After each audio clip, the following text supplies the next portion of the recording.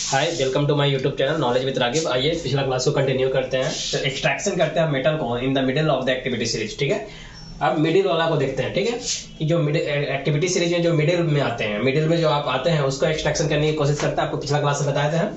अब देखिए, रिलेट कीजिए मेटल ऑक्साइड जो है, मेटल जैसे मिडिल वाला क्या होता है, या तो मेटल के ऑक्साइड में और में पाया जाता है, या सल्फाइड हो गया या कार्बोनेट के फॉर्म में पाया जाता है मेटल। ये आपका मिडिल एक्टिविटी सीरीज में जितने भी आते हैं आपका, ठीक है, जिंक वगैरह जो हो गया आपका।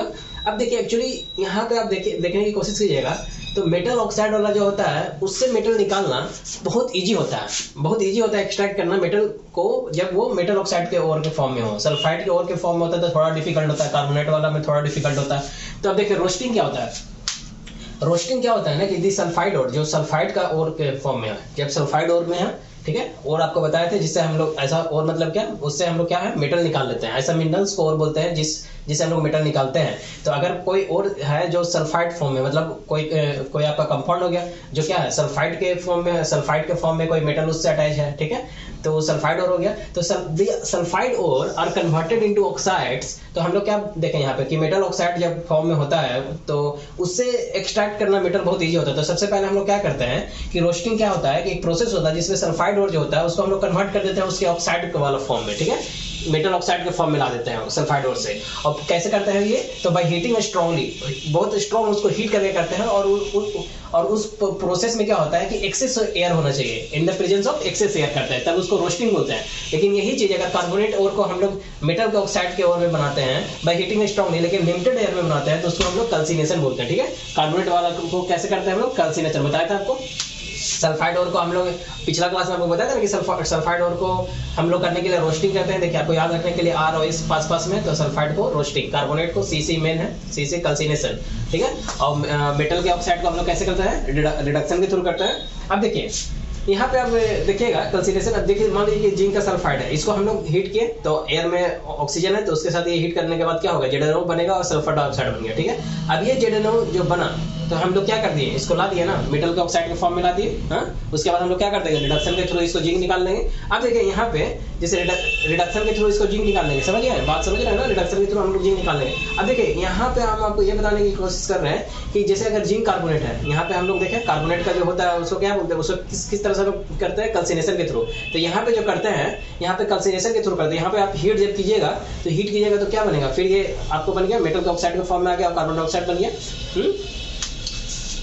तो यहाँ पे भी आपका इस तरह से बन जाएगा। उसके बाद अब जिंक ऑक्साइड जो यहाँ पे आपका आया, अब इसको आप क्या कीजिए कार्बन के साथ, या फिर आप इसको अब यहाँ से आपको जिंक निकालना है तो आप डिस्प्लेसमेंट रिएक्शन के थ्रू भी जिंक निकाल सकते हैं। डिस्प्लेसमेंट रिएक्शन में क्या होता है कि एक हाईली रिएक्टिव जो होता है लो रिएक्टिव को हटा देगा तो भी हमको निकल जाएगा। मान लीजिए कि हम यहाँ पे कोई हाईली रिएक्टिव रखते हैं तो जो जिंक एक्टिविटी सीरीज बताया था ना उसमें से सबसे हाईली रिएक्टिव वाला यहाँ पे रख दिए, तो ये जो लो रिएक्टिव वाला है उसको हटा देगा और वो खुद अपने आ जाएगा, तो जिंक अलग हो जाएगा ना। तो यहाँ पे देखिए reducing agent as a carbon reducing agent काम कर रहा है। रिड्यूसिंग मतलब ये क्या हो रहा है, ये देखिए जिंक ऑक्साइड में अगर कोक के साथ इसको कोक के साथ मिलाने के बाद, कार्बन के साथ मिलाने के बाद जब हीट कीजिएगा तो जिंक आपको अलग मिल जाएगा और कार्बन मोनोऑक्साइड बन जाएगा, गैस बन जाएगा। तो यहाँ पे ये रिड्यूसिंग एजेंट की तरह काम कर रहा है। ये एक्चुअली कर क्या रहा है, एक्चुअली देख रहा है, ये इसको जिंक को हटा रहा है और ऑक्सीजन के साथ अपने आ रहा है।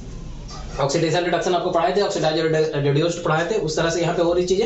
अब देखिए ऑब्टेनिंग मेटल्स जो है, जो भी हमको मेटल्स को ऑब्टेन करना है, ठीक है, ऑब्टेनिंग मेटल्स जो होता है फ्रॉम देयर कंपाउंड, उसके कंपाउंड से हमको अगर मेटल निकालना है तो ये क्या है, अगर कोई मेटल कोई उसके कंपाउंड से हमको अगर मेटल निकालना है तो ये क्या है, एक रिडक्शन प्रोसेस है। ये रिडक्शन होता है उसका, कंपाउंड से उसको मेटल निकाल लेंगे तो क्या हो जाएगा, वो रिडक्शन प्रोसेस होता है, उसको रिडक्शन प्रोसेस बोलते हैं। जैसे अभी देखिए डिस्प्लेसमेंट के थ्रू अगर हम निकालने की कोशिश करते हैं, मान लीजिए कि ये हमारा क्या है, ये हमारा मेटल का ऑक्साइड है। अब हम यहाँ से हमको निकालना है मैग्नीज, ठीक है, मेटल निकालना है। तो एल्युमिनियम क्या है, मैग्नीज से ज्यादा हाईली रिएक्टिव है, तो जैसे ही एल्युमिनियम के साथ ये रिएक्ट करेगा ना तो ये क्या होगा कि मैग्नीज अलग कर देगा और यहाँ पे Al2O3 का फॉर्मेशन होगा और हीट होगा। और ये हीट इतना ज्यादा ये एक्सोथर्मिक होता है कि जो मैग्नीज आपको मिलता भी है तो वो मोल्टेन स्टेट में मिलता है, तो ये लिक्विड स्टेट में यहाँ पे मिलेगा, ठीक है।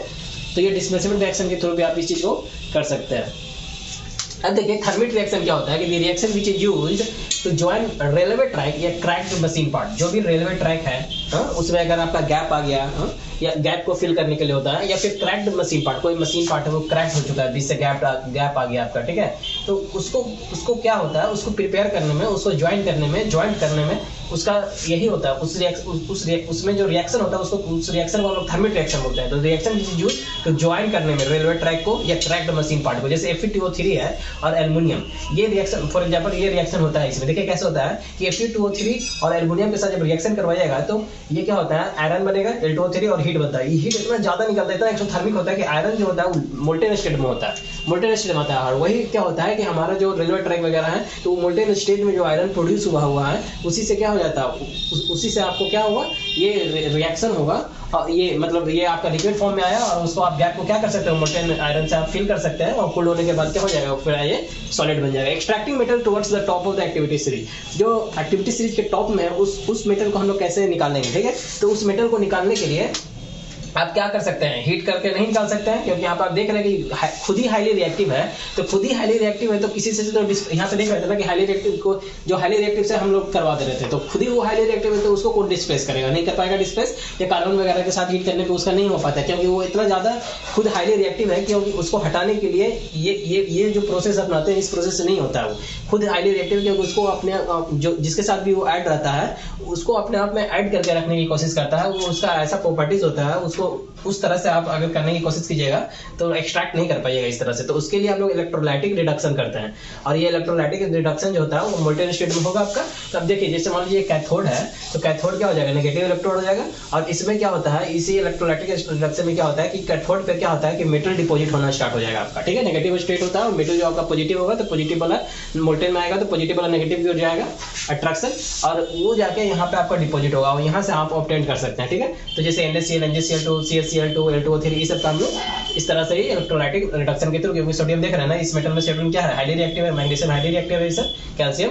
तो ये इस सब का हम लोग जो आप अलग करने की कोशिश कीजिएगा, एक्सट्रैक्ट करने की कोशिश कीजिएगा, तो इस तरह से आप इलेक्ट्रोलाइटिक रिडक्शन करना होगा। अब देखिए जैसे ही हम लोग क्या करते हैं रिफाइनिंग ऑफ मेटल, जैसे हमको मेटल मिल रहा है तो क्या वो उसमें इंप्योरिटीज रहता है, ठीक है। एक्चुअली क्या बताया था आपको, इंप्योरिटीज वगैरह रहता है।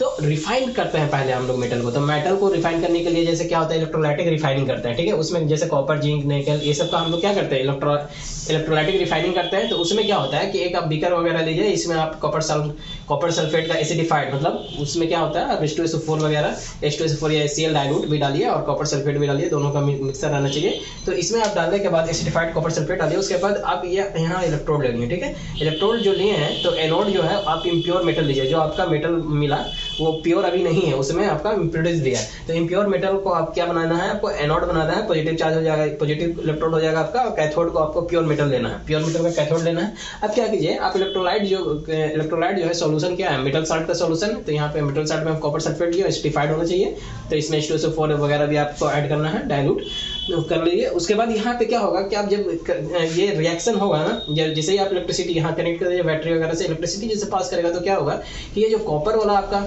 यहाँ पे जो आप लिए हैं एनोड पे इम्प्योर मेटल, तो एक्चुअली ये क्या होता है कि ये जो आपका मेटल है, ये मेटल जो है ना यहाँ से आपका क्या होगा, आयंस के फॉर्म में आएगा, इलेक्ट्रिसिटी बढ़े ये इसमें फ्लो करेगा तो आयंस के फॉर्म में आएगा, तो CO2 प्लस का आएगा। जिस तरह का मेटल होगा उस तरह का आएगा, Na होगा तो Na प्लस आएगा, Ca होगा तो Ca2 प्लस आएगा।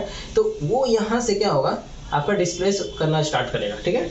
यहाँ से वो आपका डिस्प्लेस करना स्टार्ट होगा, और यहाँ से मतलब यहाँ से ये इस मेटल जो है पॉजिटिव वाला, यहाँ से ये एक्सट्रैक्ट होगा, और एक्सट्रैक्ट होने के बाद प्योर मेटल ये आपका डिपॉजिट किधर करेगा, ये कैथोड की तरफ डिपॉजिट करेगा, ठीक है।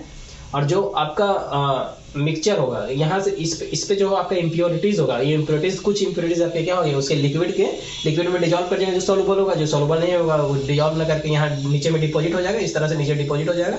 और वो क्या हो जाएगा, उसको हम लोग क्या बोलेंगे, वो इम्प्योरिटीज है, हाँ। तो इम्प्योरिटीज कहलाएगा, वो इम्प्योरिटीज आपका नीचे क्या होगा, जो सॉलिड फॉर्म होगा जो डिजॉल्व नहीं कर सकता, वो यहाँ पे आपका मड के फॉर्म में यहाँ पे नीचे क्या हो जाएगा, डिपॉजिट हो जाएगा। तो इस तरह से यहाँ पे क्या होगा कि यहाँ से आपका पॉजिटिव एनोड से जो है उससे आपका यहाँ पे सारा डिपॉजिट होना स्टार्ट हो जाएगा, यहाँ से आप कलेक्ट कर सकते हैं। अब देखिए क्रोजन क्या होता है, एक्चुअली क्रोजन में आपको पढ़ाया है कि सिल्वर है तो सिल्वर क्या हो जाता है, सिल्वर सल्फाइड बन जाता है, कॉपर कार्बोनेट बन जाता है, कार्बन डाइऑक्साइड से रिएक्ट करके सिल्वर जो है आपका सल्फर से रिएक्ट करके किस तरह से सिल्वर सल्फाइड बन जाता है, तो इसका क्या हो गया, क्रोजन हो गया। इसके इस पे एक लेयर आ गया जो कि ये सिल्वर सल्फाइड ब्लैक कलर का होता है, कॉपर कार्बोनेट ग्रीन कलर का होता है, तो ये क्रोजन होता है। एक्चुअली क्रोजन में आपको बताया था डिग्रेड करता है उस चीज को। तो क्रोजन से बचने के लिए क्या होता है, गैल्वेनाइजेशन किया जाता है। जैसे मान लीजिए कि आपका स्टील का मटेरियल है या आयरन का मटेरियल है, तो उसको गैल्वेनाइजेशन करके, यानी उस पर गैल्वेनाइजेशन में क्या होता है कि एक जिंक का लेयर उस पर चढ़ाया जाता है, जिंक का लेयर कोट किया जाता है, जिंक लेयर उस पर, स्टील पे एक जिंक लेयर कोट कर दिया, तो क्या हो गया कि जिंक लेयर कोट करने से उस पर क्या हो गया कि इफेक्ट अब नहीं मिलेगा, जो वो जो मटेरियल है वो अंदर आपका वो आपका प्रोटेक्टेड हो गया। ठीक है, जो भी इम्पैक्ट वगैरह अगर मिलता है ऊपर से, तो वो जो ऊपर का लेयर किए हैं वो खराब होगा, अंदर का मेरा मटेरियल सही है तो वो घिसेगा नहीं, खत्म नहीं होगा, वो मटेरियल सही रहेगा। क्योंकि आप देखते होंगे जंग वगैरह रस्टिंग लग के क्या होता है, आयरन वगैरह धीरे धीरे खत्म हो जाता है ना वो, उसका एज ए टाइम पीरियड जिस हिसाब से कैसा है इम्पैक्ट इन्वायरमेंट का रेस्ट करने का, उस हिसाब से वो खत्म होता है। तो ये एक प्रोटेक्शन लेयर है, कह सकते हैं प्रोटेक्शन प्रोवाइड करता है। ठीक है, उस तरह से जैसे आप देखिए स्टेनलेस स्टील है, ठीक, स्टेनलेस स्टील है, तो अभी आप देख सकते हैं बहुत तरह का। देखिए यहाँ पे एक चीज आपको बताते हैं, जैसे आयरन जो होता है आपका, आयरन वो कभी भी आप इस्तेमाल प्योर स्टेट में नहीं करते हैं। ये प्योर स्टेट में चूंकि ये बहुत सॉफ्ट होता है और जब हीट इसको कीजिएगा तो क्या होता है, ये स्ट्रेच कर जाता है इजीली। ठीक है, इसलिए कार्बन में क्या होता है ना 0.05% मिलाया जाता है कार्बन आयरन में ये इतना कंपोजिशन का कार्बन मिलाया जाता है, 0.05% का कार्बन आप मिलाते हैं आयरन में, तो उससे बना हुआ जो आयरन होता है अपना, तो वो आयरन जो होता है स्ट्रॉन्ग होता है। ठीक है, हार्ड होता है, स्ट्रॉन्ग होता है, यूजेबल होता है। इसमें भी होता है कि कितना परसेंट मिलाइएगा तो उसको क्या बोलते हैं, खैर वो आएगा जब कार्बन एंड कंपाउंड, तो उसमें बताएंगे आपको। तो अभी देखिए एलॉइंग जो होता है, एलॉइंग क्या है कि एलॉइंग को क्या करता है कि इंप्रूविंग करता है प्रॉपर्टीज ऑफ मेटल। कोई मेटल है तो उसके प्रॉपर्टीज को वो इंप्रूव करता है, वही है एलॉइंग। एलॉय क्या होता है कि ये एक्चुअली होमोजेनियस मिक्सचर होता है एलॉय। उसमें क्या होता है कि दो या दो से ज्यादा मेटल्स का वो कम्बिनेशन से बनता है, या फिर एक मेटल एक नॉन मेटल के कम्बिनेशन बनता है, वही एलॉय होता है। एलॉय और कुछ नहीं होता है। एलॉय जो होता है जो भी आप मेटल लिए तो उस मेटल के कंपेयर में जो आपका मेल्टिंग पॉइंट होगा, ठीक है, वो अगर एलॉय जब बन गया तो वो कम हो जाता है उसके कंपेयर में, जो आपका स्पेसिफिक इंडिविजुअली मेटल का जो आपका मेल्टिंग पॉइंट है ना, तो एलॉय दोनों के मिलाने के बाद जब बना तो उसका कम हो जाता है। जैसे मान लीजिए कि आप सोल्डर लिए हैं, तो सोल्डर क्या है, आयरन और लेड का एलॉय है, मतलब लेड और आयरन मिलाए तब जाके सोल्डर बना, और ये सोल्डर क्या कहलाएगा, एलॉय, क्योंकि ये एक मेटल का मिलकर बन गया। ठीक है, तो ये जो सोल्डर होता है एक्चुअली दो वायर होता है, उसको सोल्डिंग करने में इस्तेमाल किया जाता है। ठीक है, तो इसका मेल्टिंग पॉइंट क्या हो गया, ये दोनों के बाद मिलने के बाद कम हो गया, तो इसलिए हम लोग सोल्डिंग करने में इसका सोल्डर का इस्तेमाल करते हैं। ठीक है, आप देखते होंगे सोल्डिंग मशीन एक आता है, उसमें एक वायर सा रहता है ना, वही सोल्डर है, उसको ऐसे करके आप लेते होंगे और फिर दो कोई कंपोनेंट को जोड़ने के लिए उसको इसके बीच में ऐसे सोल्डिंग करते होंगे आप। अब देखिए एक्चुअली कॉपर वगैरह सिल्वर है, ये क्या है कॉपर और सिल्वर बताइए। स्टेनलेस स्टील एग्जांपल ले सकते हैं, जिसमें आयरन है, निकल है, क्रोमियम, ये तीनों को मिलाइएगा तो जो एलॉय बना उस एलॉय का नाम स्टेनलेस स्टील है। ठीक है, दो या दो से ज्यादा को आप मेटल को मिलाते हैं, होमोजेनियस मिक्सचर होता है ये। अब देखिए ये चीजें आपको सब मैं बता दिया, स्टील क्या होता है, गैल्वेनाइजेशन क्या होता है, एलॉइंग क्या होता है।